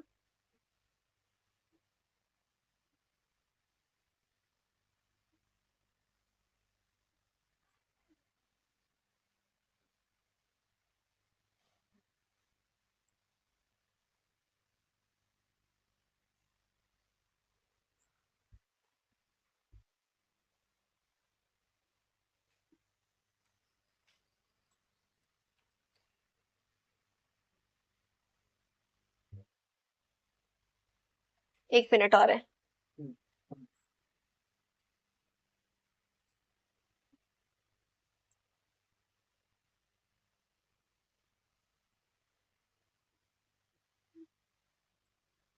हो गया ब्रेक ओवर? पानी वानी पी लिया होगा। स्टार्ट करते हैं, ताकि ज्यादा लंबा लेक्चर भी ना हो जाए। अब देखो, रेसिडुअल वॉल्यूम की बात करते हैं। रेसिडुअल वॉल्यूम क्या होती है? वो एयर जो हमारे लंग्स में प्रेजेंट होती है, ठीक है, लंग्स में मिलने वाली एयर जो हमारे लंग्स में ही रहती है। कुछ लोग होते हैं ना जो हमेशा घर में रहते हैं, जैसे कि अभी नीट पढ़ते हुए तुम लोग, तो वो एयर जो हमेशा लंग्स में ही रहेगी उसे हम कहेंगे रेसिडुअल वॉल्यूम। अभी ऐसे क्यों है कि लंग्स में ही रहेगी? क्यों रहेगी? क्योंकि इसको जो है कोलैप्सिंग प्रिवेंट करनी होती है। अगर ये एयर बाहर निकल, देखो फोर्स एक्सपिरेशन लिख रखा है यहाँ पे, मेरी बात सुनो। जब हम पूरा फोर्स एक्सपिरेशन कर देंगे तब हम अपनी कैपेबिलिटी के अकॉर्डिंग जो एयर है वो लंग्स में से बाहर निकाल देते हैं, लेकिन लंग्स मैंने कहा था एयर टाइट चैम्बर है, अगर इसमें से सारी एयर बाहर निकल जाएगी तो ये कोलैप्स कर जाएंगे, और लंग्स अगर कोलैप्स हो गए तो हमारी डेथ हो सकती है, ब्रीदिंग प्रॉब्लम्स हो जाएंगी, है ना। तो उसको कंट्रोल करने के लिए भगवान जी ने पहले से क्या कर रखा है, रेसिडुअल वॉल्यूम दे रखी कि भाई तुम कितनी भी कोशिश कर लो, ये एयर तो अंदर ही रहेगी, ये एयर बाहर नहीं निकलेगी, ये बाहर नहीं निकलेगी तो लंग्स को कोलैप्स होने से बचा लेगी, ठीक है। और इसका डेटा याद रखना मैचअप में आ जाता है, कितनी होती है ये, 1100 से 1200 ml होती है हमारी रेसिडुअल वॉल्यूम, ठीक है। ठीक है, अब देखते हैं कुछ स्पेसिफिक टर्म्स वॉल्यूम को डिस्क्राइब करने के लिए जो हमारी एनसीईआरटी में दे रखी है। क्या है ये स्पेसिफिक टर्म्स, जैसे कि हमारी टाइडल वॉल्यूम है ना, टाइडल वॉल्यूम की बात करते हैं। जब हम बात कर रहे होते हैं हमारे नॉर्मल इंस्पिरेशन की या फिर बात कर रहे होते हैं नॉर्मल एक्सपीरेशन की, इन दोनों ही केस में जब हम कोई भी चीज फोर्स्ड नहीं कर रहे हैं तब जो वॉल्यूम यूज होती है एयर की उसे हम कहते हैं टाइडल वॉल्यूम। इसकी जनरल वैल्यू जो होती है वो 500 ml होती है, ठीक है। जब हम एक ब्रीथ की बात कर रहे हैं, अब पूछे कि एक मिनट में कितनी टाइडल वॉल्यूम हो जाती है, तो एनसीईआरटी कहती है 6000 से 8000 हो जाती है। अभी 6000 से 8000 कैसे ये डेटा निकल रखा है, हमें पता है एक मिनट में जो है हम 12 to 16 टाइम्स ब्रीथ कर सकते हैं। जब हम इतना ब्रीथ कर सकते हैं तो 500 ml को इसने 12 to 16 टाइम से जब मल्टीप्लाई किया तब ये वैल्यू आई, इतने ml पर मिनट की वैल्यू निकाली। अब ध्यान से सुनो, ये जो 500 ml है दिख रहा है तुम्हें, ये जो टाइडल वॉल्यूम का 500 ml वाला पोर्शन है इसको अगेन दो पार्ट में हम डिवाइड कर सकते हैं। एक होता है हमारा 150 ml और एक होता है हमारा 350 ml। जो 150 ml वाला पोर्शन है वो तो जाएगा इस एयर का डेड कंडक्टिंग स्पेस में जो हमारे यूज का नहीं है, लेकिन जो 350 ml है वही हमारे यूज का है क्योंकि वो एल्वियोली साइड पे एक्सचेंज करने के काम आती है। समझ में आया? आगे चलते हैं, इंस्पिरेटरी रिजर्व वॉल्यूम। अब मेरी बात ध्यान से सुनो, देखो मैंने एक सेशन डाला था पहले, तो ये देखो इधर सब इधर देखेंगे, मैंने अभी एक सेशन डाला था कुछ टाइम पहले जिसमें मैंने old NCERT versus new NCERT बताई थी।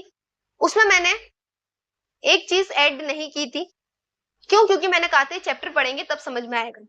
क्या हुआ था देखो, जब हमारी पुरानी एनसीईआरटी थी उसमें ना इंस्पिरेटरी रिजर्व वॉल्यूम और एक्सपिरेटरी रिजर्व वॉल्यूम में एक वर्ड लिख रखा था एडिशनल, जो कि हमारी नई एनसीईआरटी आते वक्त वो वर्ड हटा दिया और उसकी नेक्स्ट वाली लाइन सेम कंटिन्यू कर रखी थी।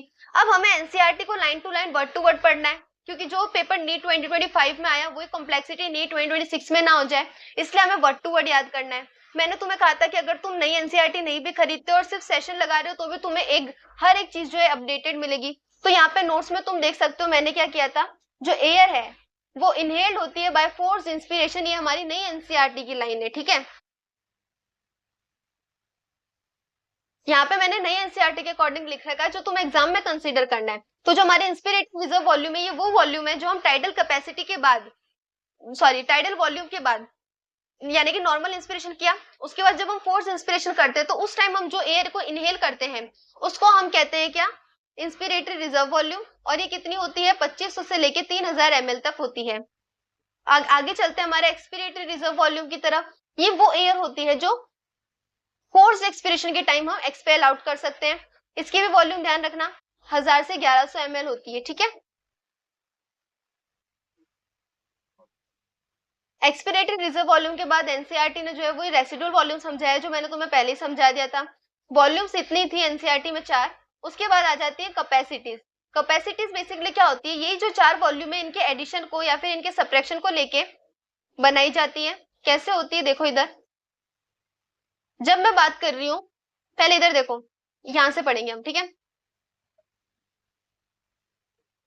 फंक्शनल रेसिडुअल वॉल्यूम क्या होती है, जब मैं ईआरवी के अंदर आरवी को ऐड कर दूं तो जो वॉल्यूम आएगी, जो कैपेसिटी आएगी वो कौन सी होगी, हमारी फंक्शनल रेसिडुअल कैपेसिटी, ठीक है। वाइटल कैपेसिटी क्या होती है, जब मैं आईआरवी, टीवी और ईआरवी को ऐड कर दूं तो जो कैपेसिटी होगी वो होगी vital capacity. Total lung capacity क्या होती है, जब इस वाइटल कैपेसिटी के अंदर रेसिडुअल वॉल्यूम भी ऐड हो जाए तो उसे हम कहते हैं टोटल लंग कैपेसिटी। अब क्या मैं टोटल लंग कैपेसिटी को ऐसे लिख सकती हूँ कि मैं वाइटल कैपेसिटी की जगह ये वाला डेटा लिख दूं तो टोटल लंग कैपेसिटी क्या हो जाएगी, टाइडल वॉल्यूम, आईआरवी, ईआरवी और आरवी, ठीक है। इतना क्लियर है। अब 2 वर्ड और एनसीईआरटी ने दे रखे हैं हमारे, इंस्पिरेटरी कैपेसिटी, क्या दे रखे हैं, इंस्पिरेटरी कैपेसिटी और एक दे रखा है एक्सपिरेटरी कैपेसिटी। जो इंस्पिरेटरी कैपेसिटी है वो होता है आईआरवी के साथ हमारा टीवी, और एक्सपिरेटरी कैपेसिटी होता है ईआरवी के साथ टीवी। तो ये होती है हमारी कैपेसिटीज। अब मेरा क्वेश्चन ध्यान से सुनो, ध्यान से सुनेंगे सब लोग, बहुत इंपॉर्टेंट बातें यहाँ पे। मैंने तुम्हें अभी एक लाइन बताई, ये देखो यहाँ पे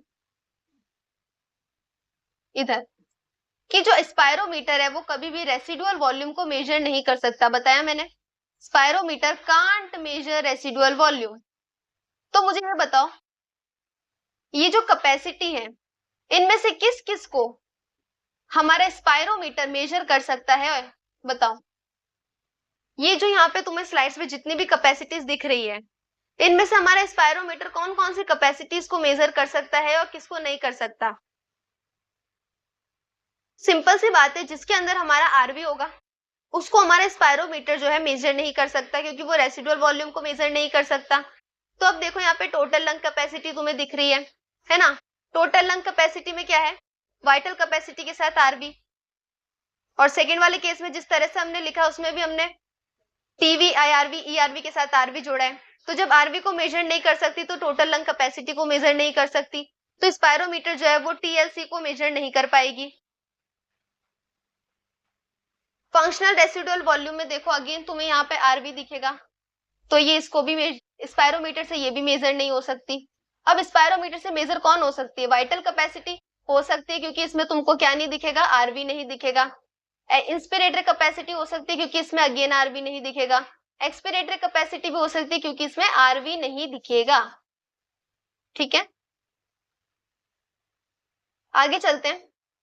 फैक्टर्स अफेक्टिंग रेस्पिरेशन, ऐसे फैक्टर जो रेस्पिरेशन को अफेक्ट करते हैं कौन कौन से होते हैं?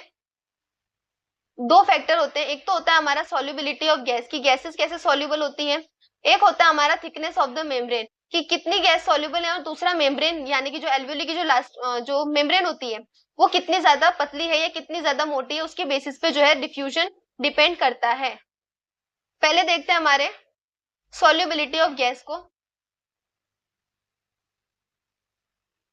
तो बता रही हूँ, मैंने इन शॉर्ट नोट्स में एनसीईआरटी को काफी ज्यादा सिंप्लीफाइड करके लिखा है, एक भी लाइन एक भी पॉइंट मैंने छोड़ा नहीं है।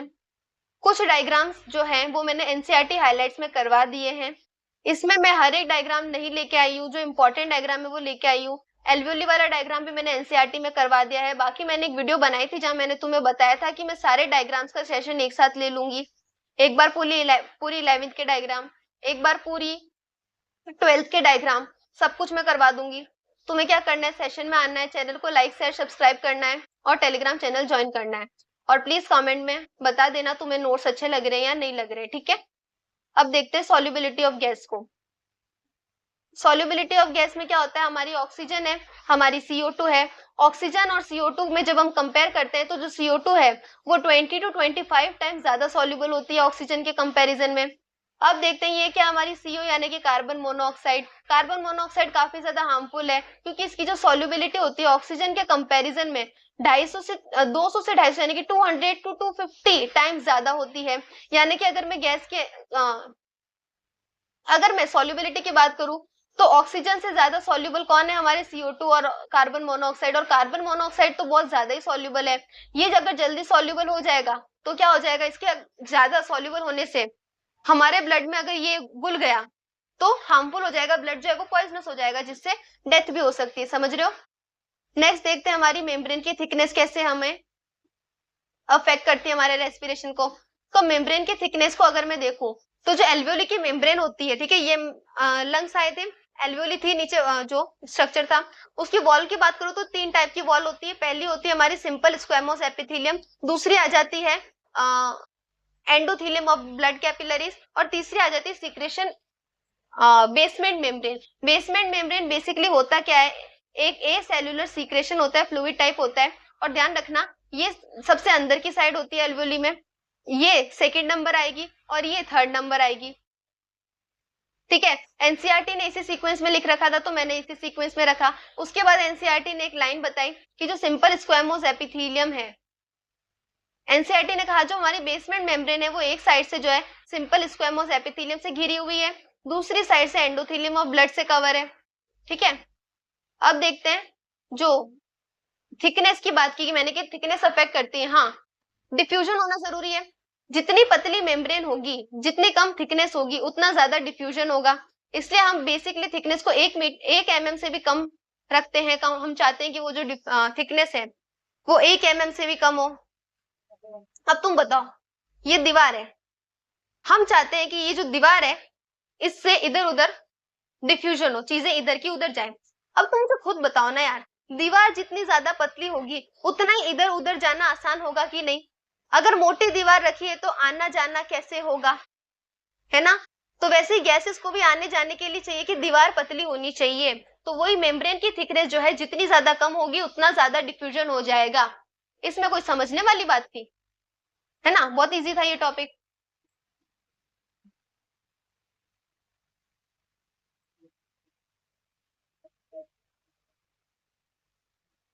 अब देखो यहाँ पे ऑक्सीजन का ट्रांसपोर्ट कैसे होता है ना? ऑक्सीजन के ट्रांसपोर्ट की बात करते हैं। हमारे पास 100% ऑक्सीजन है, उस 100% ऑक्सीजन को हम चाहते हैं कि ट्रांसपोर्ट करवाना है, तो 100% में से बॉडी 97% जो ऑक्सीजन है उसको ऑक्सी हीमोग्लोबिन की फॉर्म में ट्रांसपोर्ट करवाना चाहती है।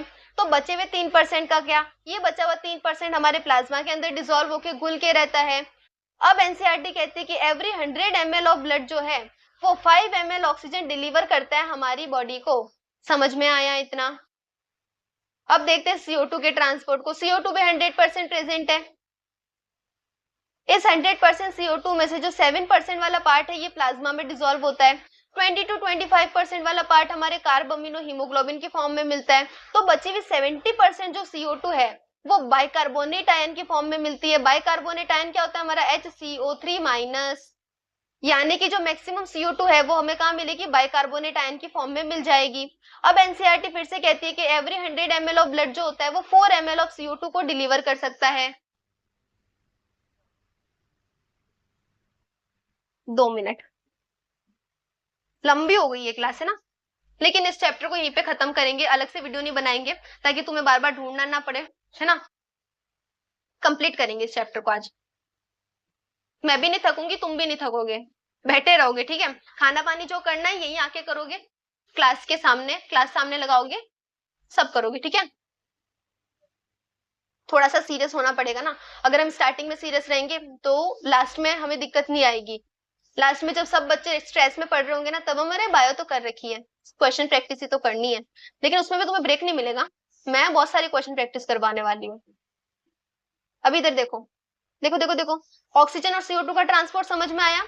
ऑक्सीजन जो है 5 ml ऑक्सीजन डिलीवर करेगी, सॉरी एवरी 100 ml ब्लड जो है वो 5 ml का ऑक्सीजन डिलीवर करेगा, और एवरी 100 ml ब्लड जो है वो एनसीईआरटी के according 4 ml of CO2 deliver करेगा। आगे चलते हैं। अब देखो मेरी बात एकदम ध्यान से सुनना। अब जो टॉपिक मैं तुम्हें बताऊंगी, तुम्हारी एनसीईआरटी के अंदर एक ग्राफ दे रखा होगा, वो ग्राफ हमने ऑलरेडी एनसीईआरटी हाईलाइट में कर रखा है। अभी मैं तुम्हें जिस तरीके से बताऊंगी, तुम्हें एनसीईआरटी के 4 पेज मेरे 2 पैराग्राफ के अंदर समझ में आ जाएंगे। तुम इसके बाद जाके जब एनसीईआरटी वाला वीडियो देखोगे, या फिर तुम या वीडियो देख के आए होगे, या फिर अब जाके अपनी एनसीईआरटी पढ़ोगे, तब तुम ये वाले पॉइंट सामने रखना पीडीएफ डाउनलोड करके, तुम्हें समझ में आएगा कि भाई ऐसे किसी ने नहीं पढ़ाया होगा। बता रहे तुम्हें, ऐसे तो किसी ने नहीं पढ़ाया होगा। अब एकदम ध्यान से सुनना होता क्या है। ये वाला जान के तुम्हें वो ग्राफ समझ में आ जाएगा, परसेंटेज सैचुरेशन वाला। इससे तुम्हें समझ आ जाएगा कि कब ऑक्सी हीमोग्लोबिन बन रहा है, कब जो है कार्बोक्सी हीमोग्लोबिन बन रहा है, कब PO2 ज्यादा है, PCO2 कम है। बस एकदम मस्त वाली अंडरस्टैंडिंग तुमको मिलेगी, ठीक है? तुम्हें क्या करना, बस बैठे रहना है। इधर देखो, फटाफट देखो। जो हमारा PO2 होता है उसे हम क्या कहते हैं? पार्शियल, क्या हो गया? जो हमारा PO2 होता है उसे हम क्या कहते हैं? पार्शियल प्रेशर ऑफ ऑक्सीजन कहते हैं। जो हमारा PCO2 होता है उसे हम partial pressure of carbon dioxide कहते हैं। H+ यानी कि हमारे मोलैरिटी की बात करें, जब H+ आयन की कंसेंट्रेशन ये वो होता है। और नेक्स्ट हम बात करते हैं, जो लास्ट वाली बात होती है वो किसकी होती है? टेम्परेचर की होती है। ये 4 फैक्टर ऐसे होते हैं जो ऑक्सीजन का हीमोग्लोबिन से बाइंड होना बताते हैं। किस पे? देखो, ऑक्सीजन हीमोग्लोबिन से कब कैसे कितना बाइंड होगी वो डिपेंड करता है 4 फैक्टर पे। कौन सा फैक्टर होता है? पहला होता है हमारा PO2, फिर होता है PCO2, फिर होता है H+, और फिर क्या होता है? टेम्परेचर। इतना समझ में आया? ठीक है। अब दो केस होते हैं हमारी बॉडी में, एक केस चल रहा होता है हमारे एल्वियोली में, दूसरा केस चल रहा होता है हमारे टिश्यूज में, ठीक है, टिश्यूज में। अब होता क्या है, मैंने तुम्हें बताया जब मेरा PO2 यानी कि पार्शियल प्रेशर ऑफ ऑक्सीजन जो है, जब partial pressure of oxygen increase कर जाएगा, एक सेकेंड, जब partial pressure of oxygen increase कर जाएगा तब ये तीनों जो है इसके इनवर्सली रिलेशन में होते हैं, इसलिए डिक्रीज कर जाएंगे। इतना समझ में आया। अब जब मैंने कहा ये तीनों बढ़ जाएंगे तब ये जो है वो कम हो जाएगा, ठीक है। अब एल्वियोली में क्या होता है, एल्वियो देखो ध्यान रखना, टिश्यूज में डीऑक्सीजनेटेड ब्लड चल रहा है, एल्वियोली में ब्लड को ऑक्सीजनेटेड बनाया जा रहा है। इतना समझ में आया अच्छे से। अब एल्वियोली में जब ब्लड को ऑक्सीजनेटेड बनाया जा रहा है तो इसका मतलब एल्वियोली में ऑक्सीजन को हीमोग्लोबिन से जोड़ा जा रहा है। जब ऑक्सीजन हीमोग्लोबिन से जुड़ जाएगा तो हम कहेंगे ऑक्सी हीमोग्लोबिन का फॉर्मेशन हो गया है। समझ में आया। अब मैंने कहा जब ऑक्सी हीमोग्लोबिन का फॉर्मेशन हो गया है, इसका मतलब जब हीमोग्लोबिन से ऑक्सीजन जुड़ेगी तब हीमोग्लोबिन से कार्बन डाइऑक्साइड दूर हो जाएगी, तो कार्बोक्सी हीमोग्लोबिन के अंदर से जब CO2 निकल गई तब हमने उसे कह दिया कि CO2 का डिसोसिएशन हो गया। डिसोसिएशन का मतलब टूटना होता है। जब हीमोग्लोबिन ऑक्सीजन से जुड़ेगी तो उसे association of oxygen to oxy haemoglobin कहेंगे, या कहेंगे ऑक्सी हीमोग्लोबिन का फॉर्मेशन हो गया है। जब ऑक्सी हीमोग्लोबिन का फॉर्मेशन होगा तब कार्बोक्सी हीमोग्लोबिन से जो CO2 है वो डिसोसिएट हो जाएगी। जब CO2 का डिसोसिएशन होगा तब हम कहेंगे कार्बोक्सी हीमोग्लोबिन का ब्रेक डाउन हो गया है, ठीक है। ये सारे चेंजेस कहाँ होंगे, हमारी एल्वियोली के अंदर होंगे। ये चेंजेस कहाँ देखेंगे तुमको, एल्वियोली के अंदर देखेंगे। अब एल्वियोली में मुझे ऑक्सी हीमोग्लोबिन बनाना है, ऑक्सी हीमोग्लोबिन का फॉर्मेशन करना है, तो मैं क्या चाहूंगी, जब ऑक्सीजन का प्रेशर ज्यादा होगा तभी तो ऑक्सीजन जाके बाइंड करेगा, तो मैंने PO2 को बढ़ा दिया। अब मैंने इतना ध्यान रखा कि मुझे ऑक्सी हीमोग्लोबिन बनाना है, मैंने PO2 को बढ़ा दिया, तो यहाँ पे देखो जब PO2 बढ़ेगा तब ये तीनों कम नहीं हो जाएंगे, ये तीनों कम हो गए, देखो ये बढ़ा, ये तीनों कम हो गए। समझ में आया। अब तुम बताओ, इसके बाद जब तुम इस चैप्टर के ये वाले पैराग्राफ के एनसीईआरटी पढ़ोगे, तुम्हें इसमें से ना कुछ नहीं करना पड़ेगा, क्या मस्त तुमको याद रहने वाला है ना। ऐसे मैं बता रही हूँ, पूरे यूट्यूब पे ये वाली ट्रिक इस तरह से किसी ने नहीं पढ़ाई होगी, क्योंकि मैंने बहुत मेहनत से ये वाली ट्रिक ढूंढी है, ठीक है। एक एक चीज मैंने अपने हाथ से बनाई है, थोड़ा सा अप्रिशिएशन कर दोगे तो अच्छा लगेगा। बाकी पढ़ के जाना, नोट चाहिए तो टेलीग्राम से ले लेना। अब देखो यहाँ पे एल्वियोली में ऑक्सी हीमोग्लोबिन का फॉर्मेशन हो गया, तो मैंने कहा था टिश्यू के अंदर हमारा डीऑक्सीजनेटेड ब्लड होता है, यानी कि टिश्यू के अंदर CO2 का अमाउंट ज्यादा होता है। अब जब टिश्यू के अंदर हमारा CO2 का अमाउंट ज्यादा होगा तब हम कहेंगे कि ऑक्सीजन का अमाउंट कम हो गया। हीमोग्लोबिन से जो हमारा ऑक्सीजन होगा वो दूर हो जाएगा और CO2 आकर जुड़ जाएगा। जब हीमोग्लोबिन में CO2 जुड़ गया तो हमने कहा कार्बोक्सी हीमोग्लोबिन में CO2 का एसोसिएशन हो गया। CO2 का एसोसिएशन होने पे कार्बोक्सी हीमोग्लोबिन का फॉर्मेशन हो जाएगा। जब कार्बोक्सी हीमोग्लोबिन बनेगा तब ऑक्सी हीमोग्लोबिन टूटने लग जाएगा, यानी कि जो हीमोग्लोबिन है उससे ऑक्सीजन का डिसोसिएशन हो जाएगा। कहाँ होगा ये सब, हमारे टिश्यूज के अंदर होगा। अब टिश्यू में मैंने कहा CO2 ज्यादा होता है तो CO2 का प्रेशर भी ज्यादा होगा, तो यहाँ देखो CO2 का प्रेशर मैंने बढ़ा दिया। अब जब CO2 का प्रेशर बढ़ता है तो H+ बढ़ जाता है, तब टेम्परेचर भी बढ़ जाता है। अब जब ये तीनों इंक्रीज हो जाएंगे तो हमारा PO2 जो है वो डिक्रीज हो जाएगा, ठीक है। एक बार मैं शॉर्ट में फिर से बता देती हूँ ताकि कोई कंफ्यूजन ना रहे तुम लोगों को। सिर्फ देखेंगे, पेन वेन छोड़ेंगे, मैं बोलूंगी आप लोग सुनेंगे। PO2 बढ़ेगा, PCO2 कम होगा, H+ कम होगा, टेम्परेचर कम होगा। जब PO2 कम होगा, PCO2 बढ़ेगा, H+ बढ़ेगा, टेम्परेचर भी बढ़ जाएगा, यानी कि इनवर्स रिलेशन होता है, ठीक है। अब एल्वियोली के अंदर हम चाहते हैं कि जो ऑक्सीजन है वो हीमोग्लोबिन से जुड़ जाए, क्योंकि एल्वियोली के अंदर क्या काम हो रहा है, और डीऑक्सीजनेटेड ब्लड को ऑक्सीजनेटेड बनाया जा रहा है। टिश्यू के अंदर क्या हो रहा है, बॉडी जो है वो ऑक्सीजनेटेड ब्लड लेके डीऑक्सीजनेटेड ब्लड दे रही होती है। तो उस केस में क्या होता है, जो CO2 का अमाउंट होता है वो टिश्यूज में ज्यादा होता है कंपेयर टू ऑक्सीजन।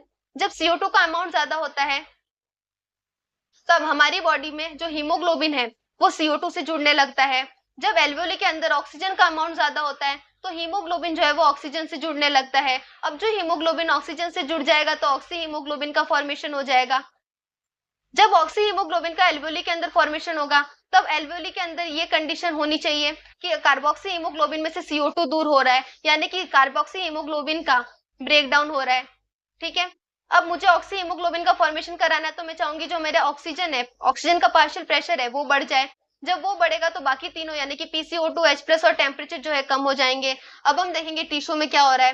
टिश्यू में क्योंकि CO2 ज्यादा है तो पार्शियल प्रेशर ऑफ CO2 बढ़ जाएगा। पार्शियल प्रेशर ऑफ CO2 बढ़ेगा तो पार्शियल प्रेशर ऑफ ऑक्सीजन कम हो जाएगा। जब पार्शियल प्रेशर ऑफ CO2 बढ़ेगा तब H+ और टेम्परेचर भी इंक्रीज हो जाएगा। अब यहाँ पे क्योंकि CO2 को प्रायोरिटी देनी है हमें तो हम क्या करेंगे, ऑक्सी हीमोग्लोबिन का ब्रेक डाउन करवा देंगे, यानी कि हीमोग्लोबिन से ऑक्सीजन को दूर कर देंगे। जब हीमोग्लोबिन से ऑक्सीजन दूर होगा तो कार्बन डाइऑक्साइड कहेगा मैं आके जुड़ जाऊं क्या। जब वो जुड़ेगा तो कार्बोक्सी हीमोग्लोबिन का फॉर्मेशन हो जाएगा। इसमें किसी को दिक्कत होनी तो बिल्कुल भी नहीं चाहिए। अब देखो ये टर्म तुमने हेल्डेन इफेक्ट और बोहर्स इफेक्ट पढ़ रखा होगा, तो ध्यान रखना लंग्स के अंदर जो है हेल्डेन इफेक्ट होता है और टिश्यू के अंदर जो है बोहर इफेक्ट होता है। लंग्स में तुम्हें एल दिख रहा है, देख लो, ट्रिक्स तुम्हें कोई नहीं बताएगा, ठीक है ना, मैं चैप्टर के साथ साथ ट्रिक्स बता रही हूँ तुम्हें। लंग्स के अंदर क्या होता है, एल आता है, तो हेल्डेन इफेक्ट में भी एल आता है, इसलिए दोनों में एल आता है। तुम्हें याद रहेगा हेल्डेन इफेक्ट लंग से एसोसिएटेड होता है। अब इन दोनों में एल आया, इसका मतलब ग्राफ जो है हमारा, जो परसेंटेज सैचुरेशन वाला जो ग्राफ है, हमें पता है एक सिग्मोइड कर्व देता था, वो एनसीईआरटी तो खोल रखी होगी तुमने, एक सिग्मोइड कर्व दे देता था, एस शेप जैसा होता था, है ना, कुछ ऐसा ऐसा कर्व होता था। अब ऐसे ऐसे कर्व में जब ये कर्व लेफ्ट साइड की तरफ शिफ्ट हो जाएगा तो L for left, L for lungs, L for हेल्डेन, हेल्डेन में एल आता है ना यार। अब टिश्यू के अंदर जो हम कहते हैं बोर्स इफेक्ट चलता है, बोर्स इफेक्ट में हमारा राइट आ रहा है, यानी कि आर आ रहा है, मतलब ये राइट में चल रहा है। जब ये राइट में चल रहा है तो इसका मतलब जो ग्राफ है वो राइट में शिफ्ट हो जाएगा। समझ में आया। लास्ट चीज देखो, क्लोराइड शिफ्ट होती है। क्लोराइड शिफ्ट को हम हैम्सबर्गर फेनोमेनन भी कहते हैं। ये कहाँ हो रही है, हमारे टिश्यूज में हो रही है। अब क्लोराइड शिफ्ट अगर टिश्यूज में हो रही है तो इसका मतलब एंटी क्लोराइड शिफ्ट कहाँ पे हो जाएगी, हमारी लंग्स में हो जाएगी। इसके साथ ये वाला चैप्टर हमारा खत्म होता हुआ शॉर्ट नोट्स की मदद से। आई होप आप सबको बिल्कुल समझ में आया होगा ये चैप्टर। अगर कुछ समझ में नहीं आया तो आप कमेंट सेक्शन में पूछ सकते हैं, और समझ में आया है तो प्लीज कमेंट सेक्शन में थोड़ी सी तारीफ कर देना। वीडियो को लाइक करना, चैनल को सब्सक्राइब करना, बेल आइकन दबाना मत भूलना, और ये जो टेलीग्राम चैनल है इसको ज्वाइन करना मत भूलना, वरना ये वाला जो आपको पीडीएफ है, अनोटेटेड एनसीईआरटी है, वो आपको नहीं मिलेगी। समझ गए।